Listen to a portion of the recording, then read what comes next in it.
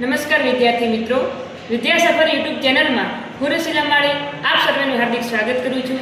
આજે આપણે એક નવા વિડીયો સાથે તમારી સામે આવી ગયા છીએ।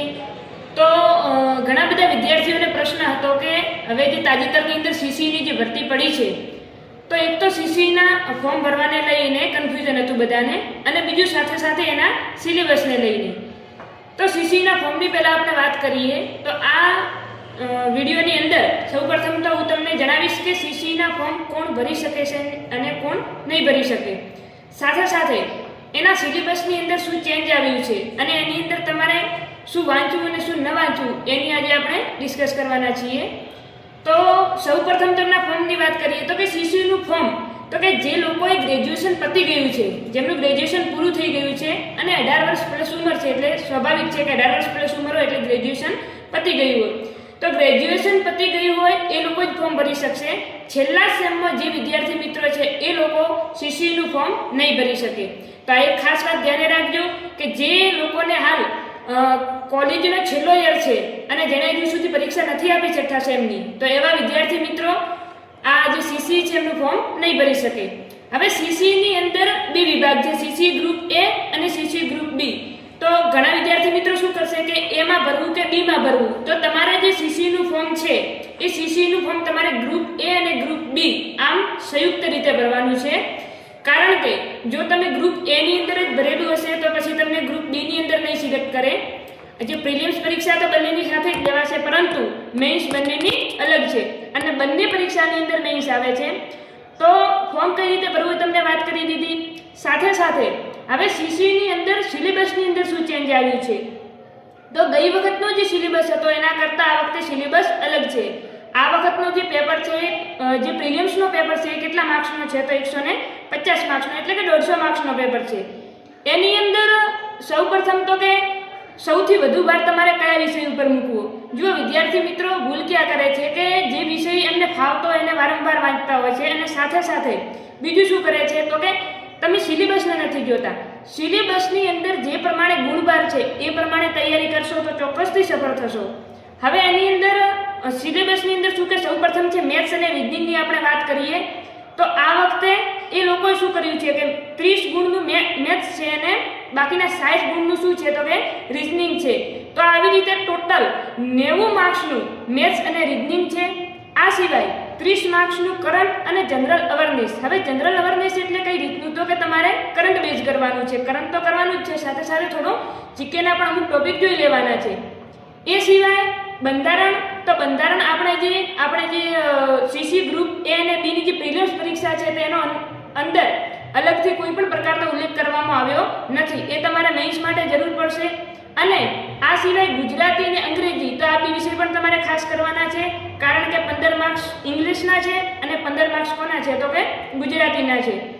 તો ગુજરાતીની અંદર 15 માર્ક્સ જે છે તો એ કોની અંદરથી પૂછ્યા છે, એ લોકો શું પૂછશે તો કે એની અંદર હવે કોઈને હજુ ફિક્સ ખબર નથી। જુઓ, વ્યાકરણ પણ પૂછી શકે છે અને પેરેગ્રાફ ઉપરથી જવાબ પણ પૂછી શકે છે। તો તમારે લોકોએ ખાસ તો જુઓ, પેરેગ્રાફ ઉપરથી તો શું છે કે જો આવડશે તો બધાને આવડશે, બાકી કઈ રીતનું કોઈને ખબર નથી, પરંતુ વ્યાકરણની અંદર તમે ચોક્કસથી માર્ક્સ ખેંચી શકશો। તો વ્યાકરણની અંદર જે છંદ, સમાસ, અલંકાર, કૃદંત આવી રીતના જે અમુક 4-5 જે ટોપિક છે એ તમારે ખાસ કરી લેવાના છે, કારણ કે જો વ્યાકરણમાં પૂછશે તો મુખ્ય એ જ પૂછશે। તો ગુજરાતી વ્યાકરણ માટે કરી અને આપણી વિદ્યાસફર યુટ્યુબ ચેનલની અંદર એકદમ શોર્ટ ટ્રીક સાથેના અને સરળ રીતે સમજાય એ રીતે આપણે વિડીયો લેક્ચર મૂકી દીધા છે। તો જો હજુ સુધી તમે ન જોયા હોય તો એ જોઈ લેજો। તો ગુજરાતી વ્યાકરણ તમારું ત્યાંથી કમ્પ્લીટ થઈ જશે। એ સિવાય ઇંગ્લિશ વ્યાકરણની જો આપણે વાત કરીએ તો ઇંગ્લિશ ગ્રામર છે એ તમારે બુક નહીં, પરંતુ હું તો સજેસ્ટ કરું છું કે કોઈ જો ફેકલ્ટીના સારા લેક્ચર હોય તો એ લેક્ચરથી તમે એટલા માટે કવર કરવાનું કહું છું કે કારણ કે એની અંદરથી તમને સમજાશે વધુ। બુકની અંદર શું બધું લખેલું હોય, પરંતુ એકવાર લેક્ચર અટેન્ડ કરી અને પછી જો તમે પીવાયક્યુ સોલ્વ કરશો તો ચોક્કસથી તમને ફાયદો થશે। આ સિવાય મેથ્સ અને રીઝનિંગની જો વાત કરીએ તો મેથ્સ અને રીઝનિંગનો ભાર બહુ જ છે। તો સૌ પ્રથમ તો તમારે સીસી માટે કરી અને મેથ્સ રીઝનિંગ ઉપર ભાર મૂકવું પડશે। તો એના માટે કરી અને આપણી જીજી સ્ટડી હબ યુટ્યુબ ચેનલ છે, તો એની અંદર લાઈવ લેક્ચર ચાલુ છે। એની અંદર કે ગેલુપ સર કરી અને ફેકલ્ટી છે બહુ સારું ભણાવે છે, તો ત્યાંથી તમે કવર કરી શકો છો।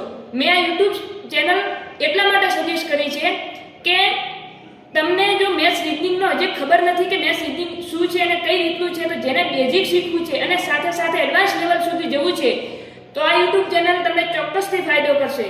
હાલના સમયમાં શું છે કે બધી એકેડમીઓ ને બધા હોય તો શું એ પોતપોતાના જે કોર્સ હોય બહાર પાડતા હોય છે, 6000નો કોર્સ ને 10000નો કોર્સ ને આવી રીતે. અને પછી શું કરે તો કે વિદ્યાર્થીઓને કહેતા હોય છે કે અમે આ રીતનું મટીરિયલ પૂરું પાડશું, આ રીતનું, અને વિદ્યાર્થીઓમાં અટવાઈ જાય છે અને ખોટા ખર્ચા કરી અને જે ન ભણવાનું હોય એવું જો અઘરું વધારે પડતું જે હોય એ લોડ લઈ એને ભણી લે છે, પરંતુ જે બેઝિક બાબતો જે પરીક્ષાની અંદર પૂછાય છે તો એને કવર કરતા નથી. તો આપણી જે આ યુટ્યુબ ચેનલ છે એની અંદર જે પરીક્ષાની અંદર કેવા પ્રકારના પ્રશ્નો પૂછાય છે એ અને સાથે સાથે વિદ્યાર્થીને એકદમ સરળ રીતે કેવી રીતે સમજાય એ રીતે ભણાવવામાં આવે છે. તો એટલા માટે સજેસ્ટ કરું છું કે એ લેક્ચર તમે અટેન્ડ કરી લો તો લગભગ તમારે કોઈ બુકની પણ જરૂર નહીં પડે. અને છતાં પણ તમારે જો કોઈ પ્રશ્નો સોલ્વ કરવા હોય તો સાથે સાથે તમારે શું કરવાનું છે કે યુવાની જે બુક છે તો યુવાની આપણે મેથ્સ રીડિંગની જે બુક છે તો એની અંદરથી તમારે કવર કરી લેવું, અથવા તો કોઈ પણ પબ્લિકેશનની બુક હોય એની અંદરથી તમે કવર કરી શકો છો. તો મેથ્સ અને રીડિંગનું પણ તમારે કમ્પ્લીટ થઈ ગયું. ગુજરાતી અને ઇંગ્લિશની પણ આપણે વાત કરી લીધી. હવે વાત કરીએ કરંટ અફેર્સની.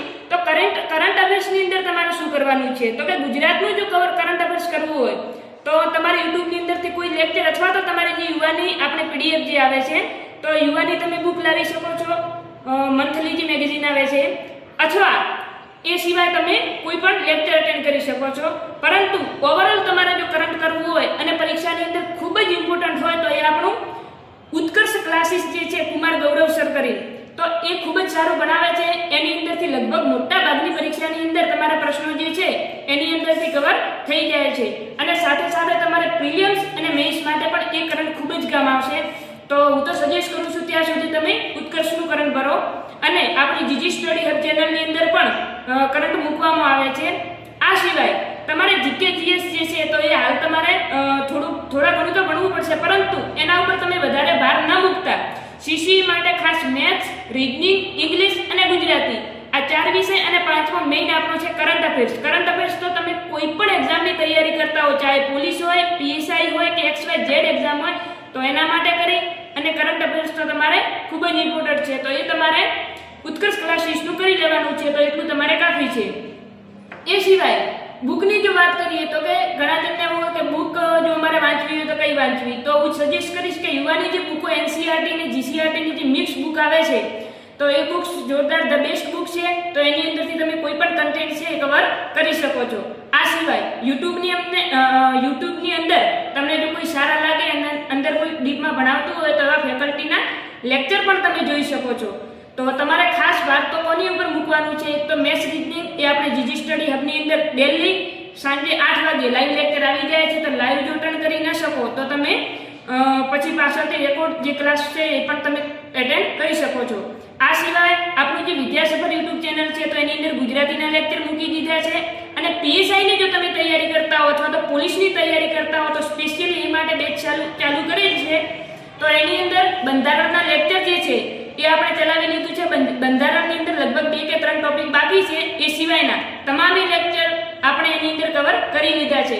અને તમારા લોકો સીસીની અંદર પણ બંધારણ મેથ્સની અંદર ખૂબ જ જરૂર પડશે, તો એના માટે કરીને તમે લેક્ચર અટેન્ડ કરી લેજો. કારણ કે મોટા ભાગનો જે કન્ટેન્ટ છે અને બને એટલે બધું અંદરથી લઈ અને એક મિક્સ કરી અને હેન્ડ રાઇટિંગ લખી અને પછી આપણે લેક્ચર લેવાની કોશિશ કરી છે. તો ચોક્કસથી તમે એ એકવાર જોજો. અને આ સિવાય જો કોઈને પણ કોઈ બુક લિસ્ટ બાબતે અથવા સિલેબસ બાબતે અથવા તો સ્ટ્રેટેજી બાબતે જો કોઈ પણ પ્રકારનો જો ડાઉટ હોય તો આપણો જે ડિસ્ક્રિપ્શન બોક્સની અંદર જે આપણો વોટ્સઅપ નંબર આપેલો છે એના ઉપર તમે પૂછી શકો છો, અથવા તો આપણા યુટ્યુબ ચેનલની અંદર તમે કમેન્ટ કરી અને જણાવી શકો છો. તો એના ઉપર આપણે ફરીથી બીજો વિડીયો લઈ અને તમારી સમક્ષ આવી જઈશું. તો આઈ હોપ કે તમને જે સીસી વિશે જે છે એની જે પ્રિલિમ્સ એક્ઝામ છે એના વિશે તમને સિલેબસ વિશે ખબર પડી ગઈ છે. સીસીના મેઇન્સ વિશેની સિલેબસ વિશે થોડી ડીપમાં આપણે ચર્ચા કરીશું. એ માટે આપણે એક અલગથી વિડીયો લાવીશું. તો હાલ એટલું જ આપણે પૂરું કરીએ છીએ. જય હિન્દ, જય ભારત. જો તમને આ ખરેખર માહિતી ઉપયોગી લાગી હોય તો આપણી વિદ્યાસફર યુટ્યુબ ચેનલને વધુમાં વધુ શેર કરો, લાઈક કરો, ચેનલને સબસ્ક્રાઇબ કરો અને તમારા મિત્રોને શેર કરો. જય હિન્દ, જય ભારત.